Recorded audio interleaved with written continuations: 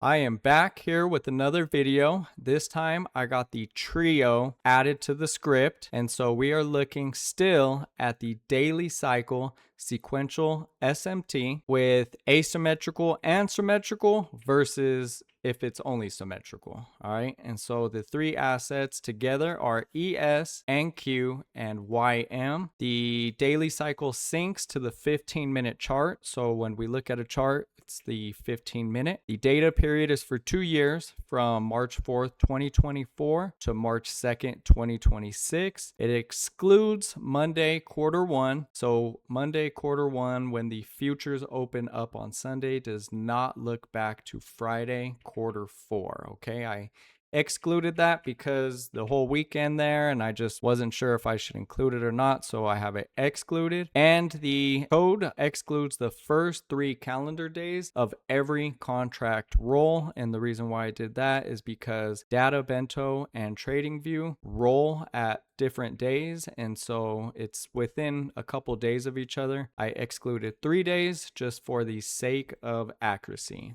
Okay, so let's get into it. First of all, here's a quick disclaimer that this presentation is just for educational research purposes only. It's not financial advice, a trade recommendation, or a guarantee of future results. Futures trading involves substantial risk and is not suitable for every trader. Backtested results are hypothetical and may differ from live execution because of slippage, commissions, liquidity, platform data, and execution rules. Okay, so before we jump into this, let's look at an example on the chart and go from there. So I got a good example for you guys right here. So it was pretty difficult to incorporate all 3 assets into the script. And so this is how it is written. We have March 31st, 2025. We got 3 trades that were executed all in the same quarter. Okay, so I am going to break this down for you to show you how this is being recorded in the data, how the code is written, so that way you know the results are based on this. Okay, the first trade executes at 3 a.m. or 3:15 New York time. The divergence happens at 3 a.m. And so for this asset, ES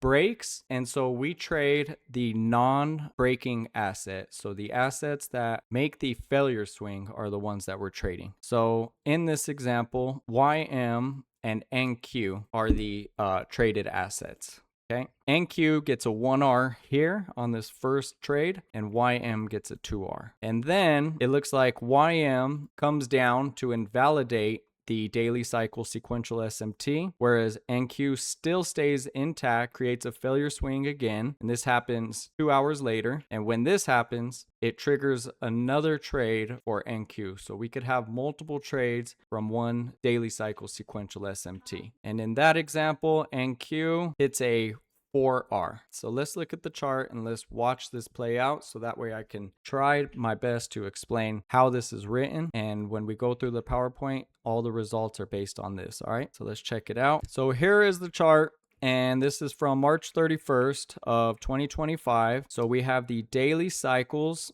down here. ES is on the left side, and I actually have the weekly cycle all the way at the bottom, just so I can tell when daily cycle quarter one starts. You zoom out, we have 4 quarters in the weekly cycle. So Q1, Q2, 3, and 4. ES on the left, and Q in the middle, and YM on the right side. The low of quarter one is right here. Low of quarter one is here for NQ, and low quarter one for YM is there. And so it shows 3 a.m. is the first event, which in my time is going to be 1 a.m. So let's find that. Boom, right there. So at 1 a.m., ES breaks the quarter one's low, and NQ as well as YM have the failure swing. So the next 15 minutes after the break is where the code executes a trade right there and right there. And let me see what the stop loss is. A lot of information. Okay, so 19,210.25 is the entry for NQ. Okay, 19,210.25, and the stop loss is 19,157. So it's just under the invalidation. And let's do YMs 41,598 and 41,551 right there. And we get a 1R on NQ and a 2R on YM. There we go. So this should get a 1R and then a 2R, and then it looks like Dow should break the daily cycle sequential SMT from the previous quarter somewhere right around 3 a.m. Mountain Time, which would translate to 5 New York time, and that's where we have it right there. So let's back up a little bit. We get over our 2R and we get our 1R, just like the data tells us. And then another trade executes again on NQ with a entry at 19,172.25 and a stop loss at 19,157. That would be right here. Might be a little bit off right there. It looks like this stop loss is just a little bit lower. All right, and so this one gets to a 4R, which is about right there. And then that should be the highest it gets before it's invalidated. Exactly like how the data tells us. All right, and so that's what we're working with here. Let's look at the data. So for the first PowerPoint, it's going to be the asymmetrical and symmetrical, and then the second one we will go into whether just filtering out and making the sequential SMT on the daily cycle, the metrical, whether that increases probability or not. So let's check out the baseline first. And so exactly 1 or 2 of the assets breaks the previous daily quarter high or low is the signal. The held symbol is the candidate or symbols that did not break the prior quarter extreme. And that's where we take our entry on the ones that did not break the prior quarter's high or low. Divergence must hold through the 15-minute close, and then the entry is on the next 15-minute open, just like I showed in the example. Stop is just beyond the held symbol's prior quarter extreme. So ES is 4 ticks, NQ is 12 ticks, and YM is 10 ticks. And the baseline basically just means that we don't need the first quarter to be symmetrical. Here's the daily cycle reference. So Monday Q1 is the only one that is not in this data because I wasn't sure if we should look back to Q4. But other than that, this is the Q1, Q2, Q3, Q4. This true open, that's a typo because I have some tests coming out that I'll be incorporating this true open, but it's not supposed to be on this PowerPoint. And so Monday, or you can just take a look at this and see all your quarters and when they start. You could take a look at this and screenshot if you need, but this is the quarter 1 through 4 for each day of the week. Okay, so this counted a total of 3,852 trades, and of those, just under 72% was stopped out by the end of the trading day. Okay, and we're sampling about 516 trading days here, which is that 2-year window that I showed you at the beginning. And so our 1R hit rate was under 50%, 2R 25%, and 3R under 20%. Here it is all the way to a 7R. So this alone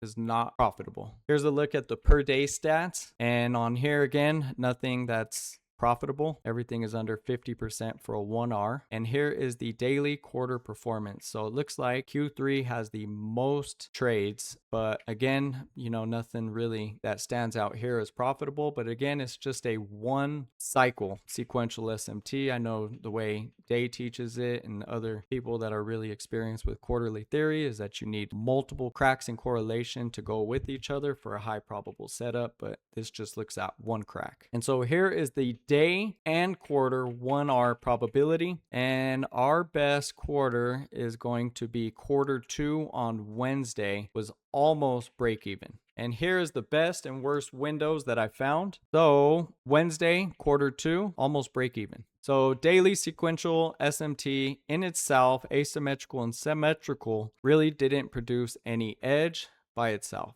Okay, I've just noted on here that I need to start adding more cracks and correlations and retest and record those results to see if we can find something better. Questions, Q&A. So am I saying that daily cycle sequential SMT doesn't work? No, definitely not. So there are so many variations to quarterly theory and I haven't tested them all. Example, we can add a PSP or even a mixture of the code, like putting a weekly cycle sequential SMT and mixing it with the daily cycle. There's a lot to jump into here and I haven't even scratched the surface. Basically, I'm not saying it doesn't work, but on its own, 1 crack in correlation is not profitable according to the last 2 years of data in the way I tested it. So, and the only quarter missing was quarter one. Another Q&A question: if two assets hold and only one breaks, does the code simulate a trade on both assets that had the failure swing? Yes, it does.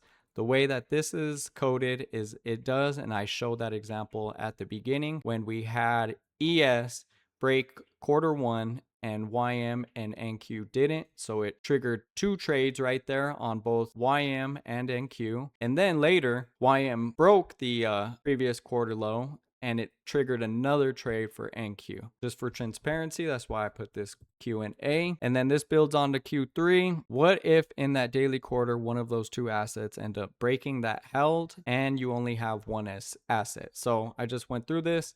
It'll trigger another trade. So now let's look at the symmetrical filter. Okay, so same exact thing, except all three assets are going to be symmetrical in its previous quarter high or low. Same cycle, same daily sequential SMT that we're looking for. With this one, we had 1,013 trades, and of those, 45% hit a 1R. There's your 1 through 7R, so nothing that stands out good, you know, from the last 2 years. And the daily candle weekly performance, so again, Wednesday, almost break even. And on the daily quarter performance, Q3, almost break even. The day to quarter 1R probability map. Friday, Q1, this is where we're getting somewhere. So Friday, Q1 is profitable.